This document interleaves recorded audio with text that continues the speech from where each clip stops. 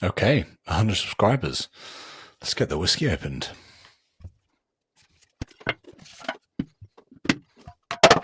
Mm.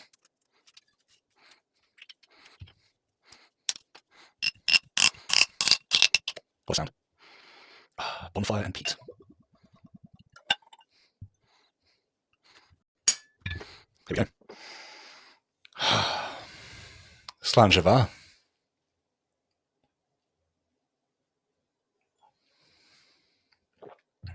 Oh, that's good. That is good. Okay.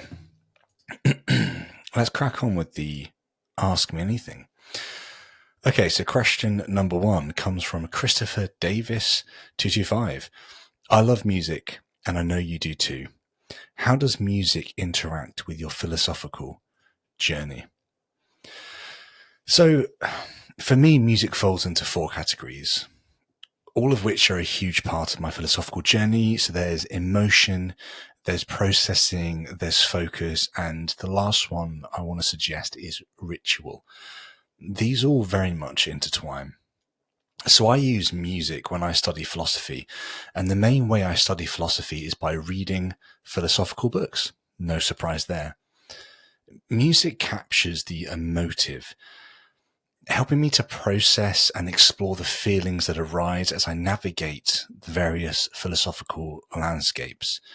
Music enables that processing to turn into focusing, which means if I put the right music on, I can enter into the right frame of mind, almost like a trance-like state.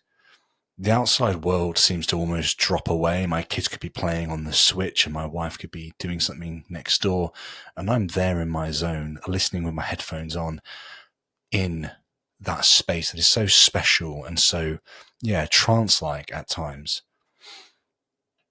It seems to enable the outside world to almost drop away, as I mentioned, and it's just me, and the music helps me to focus upon the words upon each page. I honestly think this is ritualistic, and that's because I'm generating this space, this safe space, to enable myself to almost confront core ideas and principles that can challenge the very foundation of my world. When I'm reading to dive into, open up, and explore things that aren't always easy to dive into and explore, and actually being able to create that safe space really does grant me the permission to ask questions that I often feel many don't want to ask. I've got an upcoming conversation actually with Professor Eric Steinhardt. He's written quite a lot of books on Platonic atheism. I dive into the idea of music and ritual with him a bit more, which I think is a fascinating space. So yeah, watch this space to explore that further with Professor Steinhardt in me in due course.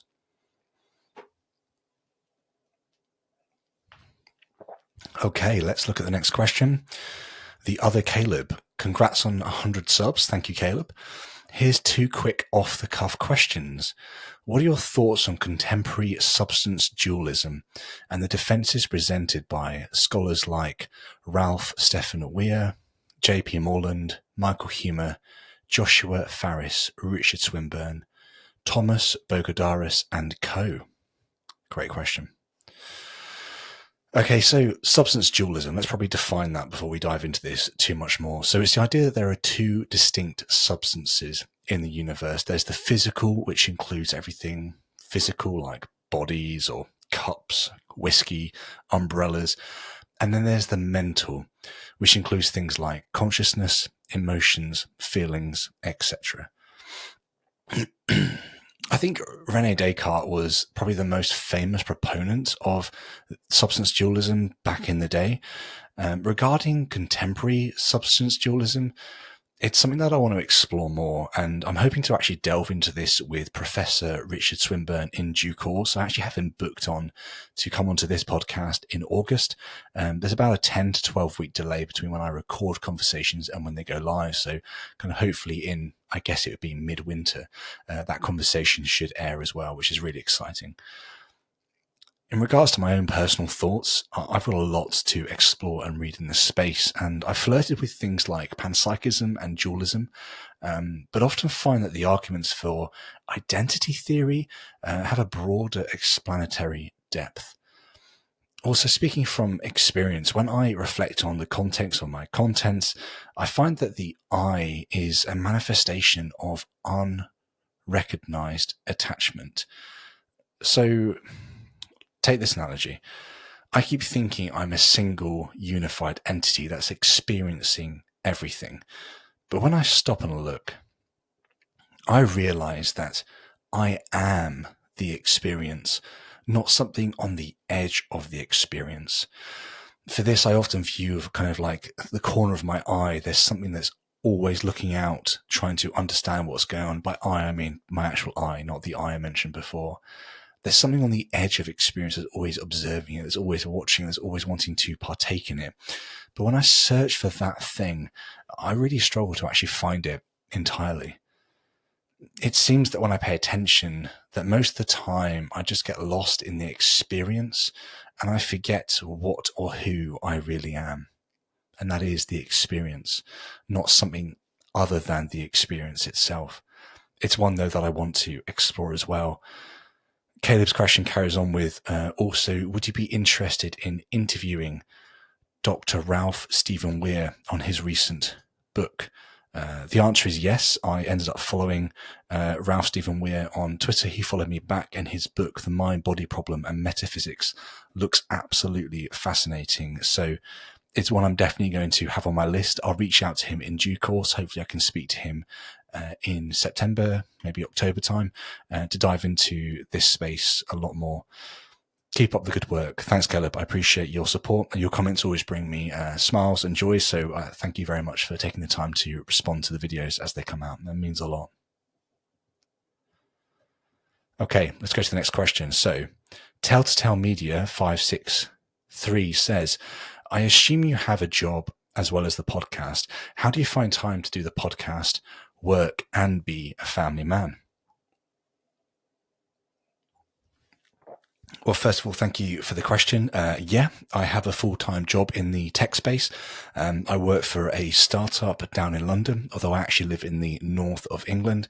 I travel down to London about once or twice a month for a couple of nights. Really, this means that I work from home most of the time, and actually that gives me all the commuting time back. That might seem like not a big thing, but for most people, I think there's probably about an hour each way for commuting to and from their jobs. Many people have been going back to that post-COVID. During COVID, obviously, we all had way more free time because we weren't having to travel, or at least most of us weren't having to travel all the time. So this helps so much. I'm married almost 11 years now, which is crazy. And I've got two young children, 6 and 8 years old. So they're at the sort of best moment, I think, for kids. Obviously, I've not experienced children any older than that, but I've had many people tell me that 6 to 8 years old is the spot on time. And post that, they become more smelly and more condescending, and they speak back more. So I'm not particularly looking forward to that. But no, I love my boys very much. I'm excited to watch them grow up to be men. I'm also heavily into fitness, so I kind of maintain my mental health by really focusing on the ability to work out. For instance, I've been doing sort of 10 to 15 mile runs most weekends for the last couple of years. And actually, I've stopped running entirely for the last 4 weeks. I set myself a challenge. This is going to sound crazy, but I set myself the challenge basically to see if I could lose body fat, build muscle, and obviously maintain fitness by not running. So doing more things like kind of lifting weights, but also kind of HIIT workouts. So Tabata, body weight strength sort of stuff, which is, basically like a shit ton of burpees, push-ups, pull-ups, sit-ups, squats, those sorts of things. They're mixing into that sort of the kind of classic dumbbell/barbell workouts and trying to really focus in on specific body types, body groups to hit my body type. What I find really interesting about this is you can set yourself a challenge. So for the next 10 weeks, I'm going to be doing this. And I want to kind of increase my weight slightly, but I want to cut the fat as well at the same time. So having that sort of focus, which isn't for everybody, right? But having a dedicated focus to trying to achieve a certain goal gives me measurables. gives me ways of knowing if I'm doing better or worse, rather than just saying I want to be healthy. I set myself the target. So yeah, not only do I have family and job, heavily into fitness, obviously lastly, I run this show, right, which again is a way for me to process. But for me, the show is a way for me to process my past and obviously learn for the future. It allows me to speak to some of the most fascinating and opinionated people in the world. That's got to be philosophers, right? How to say this? I want to know as many true things as possible. And I know this doesn't come at zero cost. So my downtime really is minimal. Like, I don't get to spend loads of time playing video games or watching tons of TV. I do prioritize time with my wife, obviously, and my family. So we watch TV in that sort of space. But if there's a TV series that I want to watch and my wife doesn't, it's actually a challenge to find the time to do that. I'm more often than not having to focus and spend time doing various other things that are kind of feeding into the family, which is obviously absolutely fine. But it means my personal downtime is at a zero, or close to 0% these days. The way that I kind of go about doing all of this is honestly by being a meticulous planner. And this has to be for all areas of my life. For the show, this means I read one book every 2 weeks. I speak to one guest every 2 weeks about the book that I've read. And the prep for all of the content is all on my shoulders. Kirsty, my amazing and very talented wife, she does all the video editing. So she's the one that's going to take this raw footage of me blurbing at a camera whilst drinking Lefroy, and she's going to make this into a video because she's such a visual person. So actually she takes the bulk of the editing work and then sends me over the files. I upload them and then prep all behind the scenes to make sure they're going to run and work correctly. She'd also probably give you a very brutal take on what life is like to live with me. So maybe one day we'll have to have her onto the show to speak about that, but we'll hold that off for now. Yeah, thank you for your question, Tale to Tell. Okay, so Daniel Kelly, for those who've known me for a couple of years, probably not many of you, but Daniel and me are very, very good friends. Daniel was a co-host on an old show, which he mentions in his question, actually. So we'll dive into that shortly. So let's get to the first part of Daniel's question because it's twofold. Thanks for that, Daniel. Okay, we spoke the other day about metaethics. From your initial reading, what are your thoughts? How would you describe what morality is? Okay. Initial thoughts is it's complicated and nothing seems to cover all bases. Everything has holes, and thus there seems to be this fascinating range of opinions and arguments for and against various positions. Morality itself, I mean, this is a massive question. I don't think I've read enough or know enough yet to know what I truly think. So what I know, I guess, is that I'm very confused about this. I've got loads more research and reading to do in ethics and morality. If we go for my guts, which we probably shouldn't do, this tells me that morality seems to be a sort of, I guess you'd say, an evolutionary emergent property for social groups to cooperate, focus, and organize. My hunch is that morality is truth apt, so thus cognitivism is true to some degree, and that some form of subjectivism is probably correct. Let me elaborate this. Let me elaborate on this a little bit more. So for those who don't know, subjectivism is the position which is that all ethical / moral claims express propositions, right? They're expressing something, some of which can be true, some of which can be false. And the truth of these propositions seems to depend on the attitude of individuals. Now, I think there's a space, right? I mentioned the evolutionary purpose and the subjective framework upon which I think something kind of, at least there's a gem at the heart of that we need to kind of mine, right? But I think that there's a space where these two things kind of come together. If we evolved from the same line, it would explain why we see so much expression of ethical propositions, and it would also explain the sort of divergence from the classical ethical moral norms or the consensus. This would also make sense from the evolutionary perspective, as we've been conditioned to form social hierarchies and groups to propagate our genes, right? I know we aren't aware of that when we're creating these social structures, but actually, if you get to the bedrock of what we are trying to accomplish day to day, year to year, throughout the course of our life, it's that selfish gene idea. We're trying to push ourselves into the future by having offspring, essentially. I know that sounds crude and maybe minimal, but that's got to play a role into this. We can't neglect that side of it. So this could potentially actually mean that subjectivism is wrong. It could be something like a natural moral realism that's correct, which kind of would be the position, I guess, where ethical moral claims express propositions, much like subjectivism, some of which are true, again, much like subjectivism, but that the truth of these propositions is discoverable by science. Kind of saying this alongside, I often wonder whether subjectivism enables us to comprehend things like well-being or flourishing on a personal level, which evolution has obviously instantiated within us. And thus it appears like moral realism could be true as we play this out within the sort of societal theatre within which we live, right? It feels like the way that we live, the way that we imbibe our positions, the way that we push things forwards, that this sort of stuff questions and challenges us to live out ways which are fulfilling ourselves, allowing us to live within a societal framework and propagating ourselves into the future. And the only way we can do that right now is by doing things like having children. It's a fascinating space. And I mean, what do I know, right? I've just stepped into this. I've read 1 or 2 books. I've listened to a ton of podcasts, sure, but I'm still very confused and very much trying to explore this. So Daniel, that's probably the answer to your first part of the question. Okay, the second part of the question.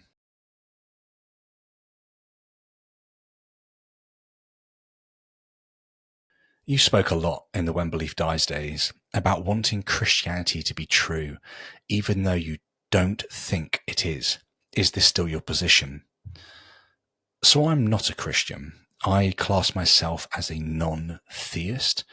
The journey to this point has been really long and really hard. For those who want to explore the show When Belief Dies that Daniel's question references, you can find all episodes to that over on Audible, but I'll give the high notes here for those that are watching the video. I was born and raised in a evangelical, conservative, Christian family, and it was my everything, absolutely everything to me. So much so that I actually went to Bible college. I spent 3 years studying and learning, getting an actual degree in this stuff, biblical studies and theology. I wanted to learn and grow so that I could, and this was my actual mantra at the time, teach God's people his word. In 2018, for various reasons, I can't do justice to them here, so I'll skip past those. Maybe that's one for a future Ask Me Anything. Anyway, for various reasons, I was shaken out of my faith, and as I sought answers to my question, I witnessed everything falling apart. During this time, I left the church that I called home. They actually systematically pushed my family and me out, and then all but a handful of friends really stayed by our side, most of whom were also doubting their faith as well, but they kind of kept it hidden from the public eye. Anyway, since 2018, I've been trying to refine my faith by speaking with theists, talking to pastors, reading books, praying, those sorts of things, right? As the years wore on, it just became more and more apparent that due to the rejection that I suffered at the outset from theists, I couldn't really enter the classic Protestant tradition upon which I've been raised. The trauma seems to run too deep within me for me to cope with doing things like going to church, attending small groups, going to a worship service. Those sorts of things really, really flip my brain, and I kind of have this sort of visceral reaction against them.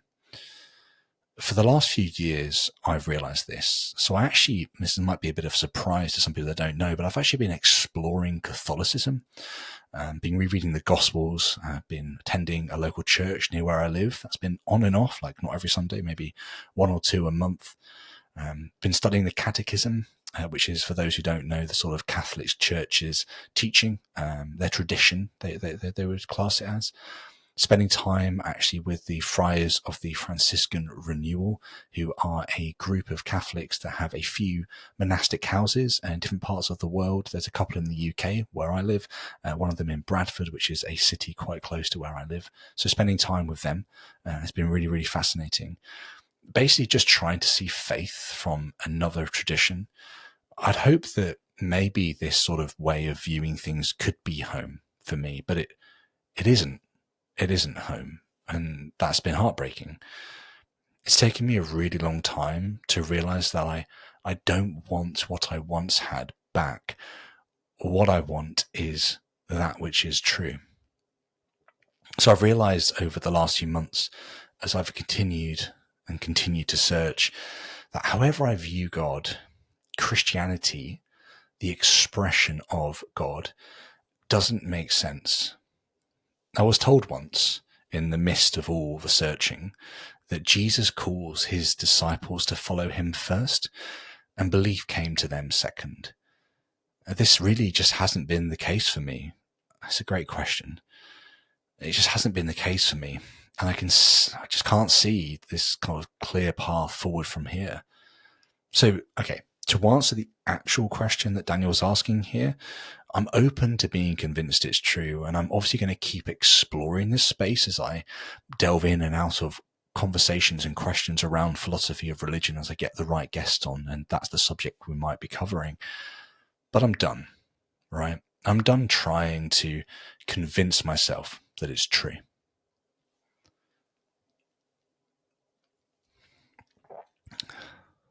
Damn, that was full on, wasn't it? Okay, let's dive into the second, or I guess the third part of Daniel's question.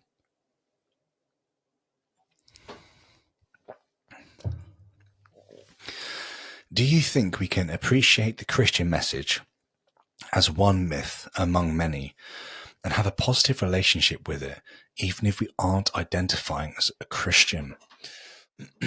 Damn, you're just hitting the sledgehammer right now, Daniel. Okay, so I feel like I'm too close to like the church, faith, and Christians to answer this properly. I'll do my best. So Christianity, I think, is embedded within Western culture, right? There's a guy called Tom Holland who's written a book called Dominion, for those who don't know, which kind of explores Christianity from the beginning through to kind of almost today. I think Tom goes too far in his claims about what Christianity has given us within the West, but I do still think that Christianity is heavily embedded within Western culture. I think today we stand within the rubble of a crumbling empire. What was once almost foundational has been dug up, and I'm yet to understand what is going to replace it. Many Christians claim there is a sort of rebirth or a renewal of Christianity. I just simply don't see this. Regarding the term myth in the question, I think many of the things that we take for granted are myths when you really stop and think about them. So, for instance, countries aren't real. They're constructs, right? The same goes for things like businesses or financial institutions or universities. I wouldn't expect faith expressions, not just Christianity, to be anything different. I like to kind of throw myself back into ancient history, and I guess I'd ask the question kind of, what did groups of Neanderthals believe? I honestly think that we're kidding ourselves if we don't think that spirituality itself goes back before us and comes through into us in an inherited way. They would have believed things that are so alien to us now. It's just incredible. Nothing lasts forever, and every myth is doomed to die. I hope that does some justice to the questions, Daniel. Thank you, mate. They were fantastic. Okay, let's move on to the next lot. This is from Stated Clearly, a good friend of mine called John Perry. John's going to be coming on the show in due course actually to speak about design and evolution, which I'm excited about. So let's dive into his question now. Okay, what ideas/beliefs did you simply hold to be obvious, true, or universally held until finding out it's fairly unique to Western culture, or there is an entire group of philosophers debating it? This happens to me all the time. example from this week. I've always assumed civilizations are not able to resist adopting and then becoming dependent on new technologies/goods if the goods/tech is sufficiently useful, such as money, potatoes, or the internet. Just this week, I learned that this belief is called technological determinism and is highly debated. It's a great question.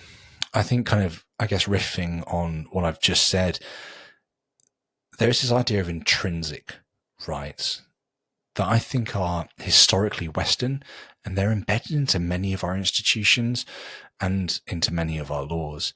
But they aren't real. As I mentioned, these are almost like constructs. We live as if they're true, but what enables us to cooperate is the living into this myth, this construct. It helps us to cooperate. It helps us to hold people accountable. And these are all done for the actions that affect us. I guess it also links into that sort of subjectivism claim that I made before. Another area, which I guess would be an anti-version of what I've you asked about the West, I guess this is an anti-one. It would be sort of the anti-honor culture that we experience. Like, honor culture has typically been developed in many kind of non-Christian countries around the world. It was actually interestingly quite important during Jesus' time in the ancient Near East. But here in the West, we as a culture, born particularly from Christianity, reject it as being worthy of our time. I've always taken it as true that honor culture is just wrong. There's an entire field, right, ethical anthropologists, who are debating this idea that this is a wrong thing to hold. And yes, I'm aware that honor culture and anything can go too far, one way or the other, right? But I'm sure there are things we can learn and adopt from this idea of honor culture that we sideline and we negate at our own peril. I think, using the example of elders, right? We view people as being in their prime, right? Probably from like late teens to probably early 40s. And then post kind of late 40s, 50s, 60s, we view them as deteriorate and become less and less worthy of our attention. And then prior to that, they're almost becoming worthy enough of our attention. So we shove them into schools and we kind of set them into courses that are going to dictate and kind of focus the rest of their life. And then we shove them into nursing homes and we kind of sideline them as they get really, really old. I don't think things like that would have occurred so much within an honor culture societal framework. I'm aware that there are many things that honor cultures do that we wouldn't want to welcome or agree with, but there are certain threads or elements within it which I think would actually really benefit us if we could begin to respect our elders, to learn from them and to allow them to speak to us. They've spent an entire life getting shit wrong and finding out the right way to go about doing things. We really do neglect that at our own peril.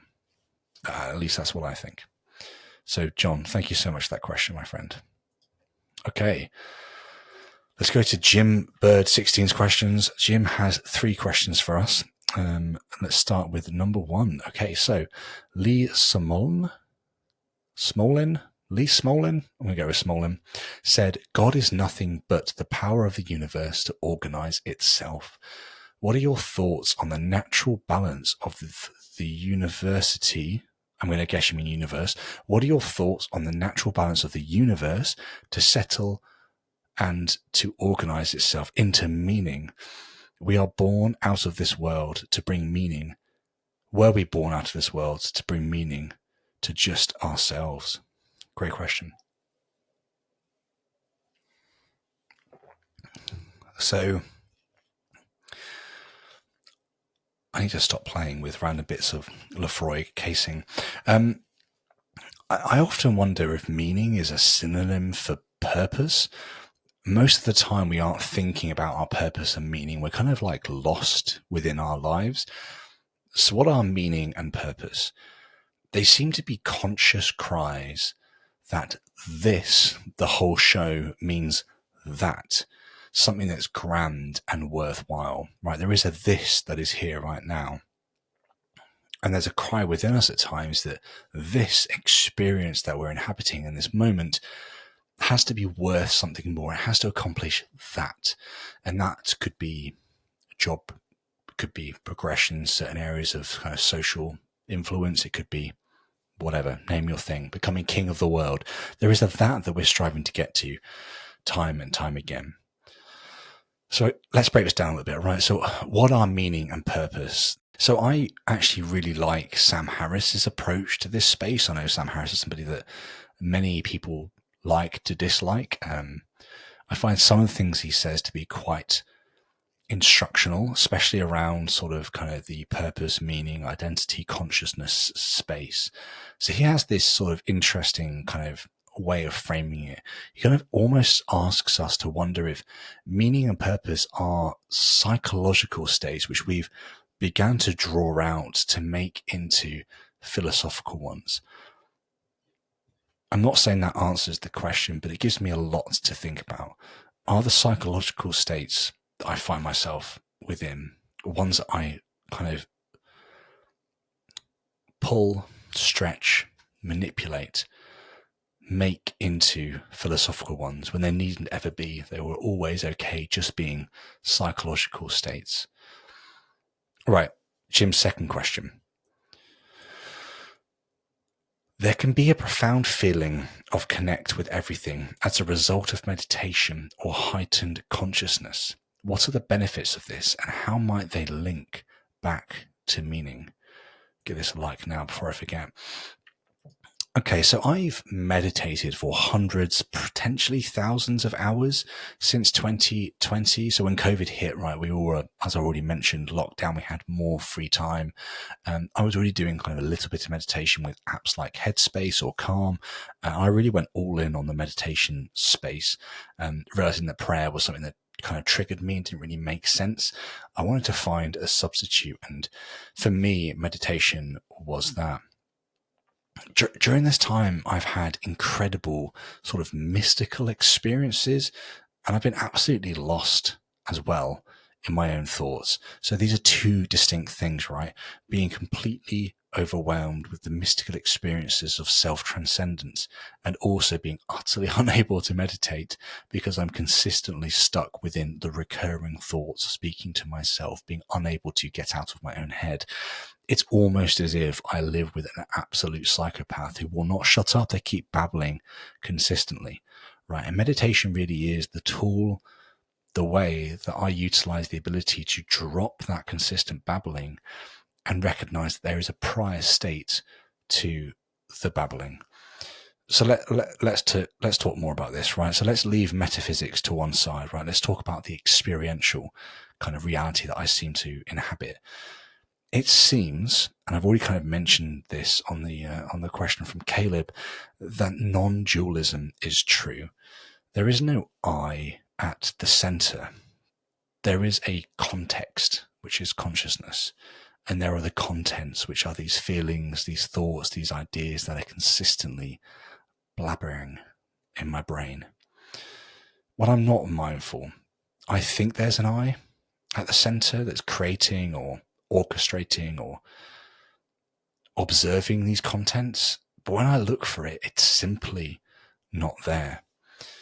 When I look, I kind of begin to realize it's more like a sound that I hear. I have no power to choose what sound I'm going to hear next. You have no power to choose the sound you're going to hear from my voice as you're listening or from your eyes as you're watching this.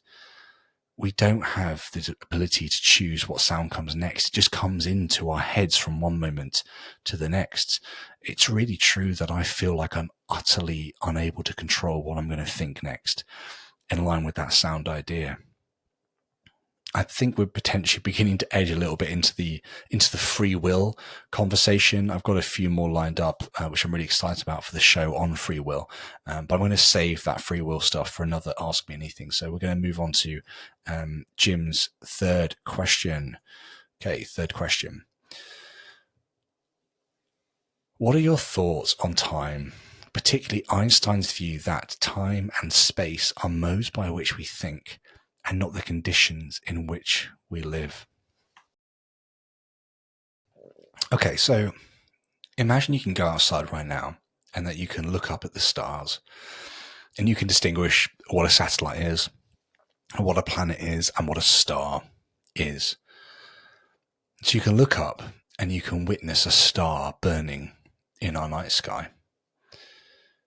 What do you see? You see the past. It seems to me that time allows us, and we are mere atoms in motion, to track things like photons, light, and other atoms which are made of protons, neurons, electrons. Time seems to be an emergent property, arguably much like consciousness, which is a tool for self-awareness and self-tracking. So here I'm suggesting that time and consciousness are simply tools for self-awareness and self-tracking, which subsequently enable self-reflection. Now, my fundamental question is, do we need time to be more than that? And that's as far as I'll take your question, Jim, because I am no Einstein, but I find it fascinating. Okay, and there's a reply to Jim's question. Also, well done on 100 subscribers. Love the Socratic sessions. Thanks, Jim, my friend. I appreciate the love. Okay, final question for this Ask Me Anything. What's your biggest challenge or bias in your thinking, and how do you try to overcome it? Okay, challenge. I often wonder if I'll ever believe in God again, kind of falling into that Daniel question. And I kind of search for that, or have been searching for that. As I mentioned before, I'm kind of almost done with that space because it's taken me so much time and so much energy to get what it feels like nowhere, like I'm holding ash. So there's that. There's this wondering if God is real and if I can believe it again. And I also worry, interesting, that if I ever found it again, God, that I'd always wonder if I had it or I'd simply just fooled myself. So that's the challenge or bias in my thinking. And then the overcoming it. It's a great question, John. I mean, I honestly do level what I'm thinking at the guests that I have on. I pick specific guests and look at specific books and have a very diligent way of deciding how and who I'm going to speak to dive into the subjects that are really affecting me. I ask atheists to defend their position and non-theists to also defend theirs. This isn't in a sort of insensitive or a kind of critical axe-cutting way. It's more done in, I hope, honest dialogue. And the whole point of that is I don't want to kind of attack what they're saying. You can go to someone like T-Jump or whoever else to kind of bullshit that side of stuff. I want to see the world from somebody else's shoes. I want to come alongside somebody and I want to really understand what and why they think and how they view things like the problem of evil or whatever. So I can begin to see how they see the world and see if that changes anything in me, in my consciousness, in my heart, and what that begins to affect. So I think that's probably my challenge and my overcome is that, yeah, I want God to be real and true. And if I do one day believe that to be real or true, I'm always going to have that. Do I just want this to be real or true because I want this to be real or true, right? But then the overcome is to have that hard, honest conversation. That's why I love speaking to theists and non-theists alike, because I get both sides. I don't get any sort of a specific framework that I'm looking through. I get the clear-cut distinctions and the clear-cut argumentations and metaphors and analogies that are utilized from both sides. And I find that to be such an interesting space, right? I'd much rather give you, the listener and viewer, both sides for you to go away and see what you think yourself rather than just be reinforced to believe what you already believe. I think that's pointless. I don't think we need more of reinforcement. Okay, second part of John's question. And what do you think is the difference between people who ask the big questions about life and existence and those who are more content to accept things? Obviously, I love the big questions. Otherwise, I wouldn't be doing a philosophy podcast. Many of my friends and co-workers, my family, they just aren't like me. So, for example, I mentioned the problem of evil a few minutes ago. It's something that is really challenging, I believe, to the idea of an all-loving, all-knowing, all-powerful God who has created us for a relationship with him. I think the problem of evil raises a lot of frontal assaults upon that position, even if they might not be obvious from the outset. But I know many people, theists and non-theists, who don't spend any time in their day grappling with this. For most, it's just not an intellectual starter. It's an intellectual non-starter. They aren't bothered by those sorts of big, overarching questions. I guess from my limited perspective, those who are content to accept things, they seem happier. They seem more content. They seem more all right, just going along with the day-to-day acceptance of the positions that they're already in. Again, both Christian, non-Christian, theist, non-theist. If somebody is in a place of contentment, of not certainty, but familiarity that feels like certainty, they're very happy to sit in that. They seem happier. They seem more robust in their ability to take it on the chin and to not get over upset or overworked or philosophically confused.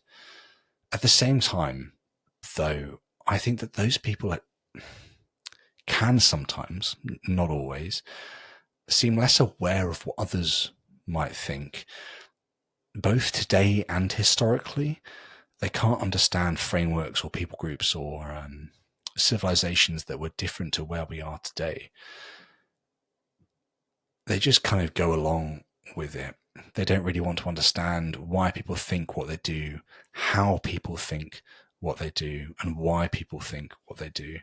They just accept that they think this, they think X is going to be the sort of foundational structure of their life, and they're just going to live their entire life on this string. Whereas I find that I might hold X, but Y, Z, let's go back to A, B, C, D, are all absolutely bloody fascinating. And I want to understand why and how somebody can hold those different propositions as frameworks for their life and spin out a narrative or a tale to live within. Let me give that a big like. These questions have been absolutely fantastic. I think it says 8. I think there were 7 plus one from Jim, which was it's just thank you so much for taking the time to write such fascinating questions. I was aware that I could get some really dumb ones, like would you rather have a head that's twice the size or the ability to fly or some bullshit like that. But these have been genuinely, I guess, heartbreaking, but also really inspirational. Like you guys are on the same wavelength as me and you want to explore and learn this stuff, and you actually care about where we're going, which is really cool. So the next Ask Me Anything, let's just do a little bit of housekeeping now. It's going to be happening when we hit the 1K subscriber level on YouTube specifically. That seems to be where we get the most interaction, the most engagement. So when we hit 1K on YouTube, I'll be releasing another video around that time to ask you to give me your questions. So we'll have the next one at that point. I won't be drinking any more of this beautiful whiskey until that moment. So I've had a dram's worth, which I've thoroughly enjoyed. I'll save the rest of this bottle for then and have another dram with you, maybe 2, depending on how many questions are asked when we hit the 1K level. And once again, thank you so much for subscribing, for wanting to join me in this journey to explore the philosophical landscape that we find ourselves within in our days today and also in our bigger overarching worldviews. It's so much fun to speak to such fascinating guests, to get their really nuanced insights into extremely complicated subjects. And I hope this show serves you. So thank you so much. And here's to 100 subscribers. Cheers.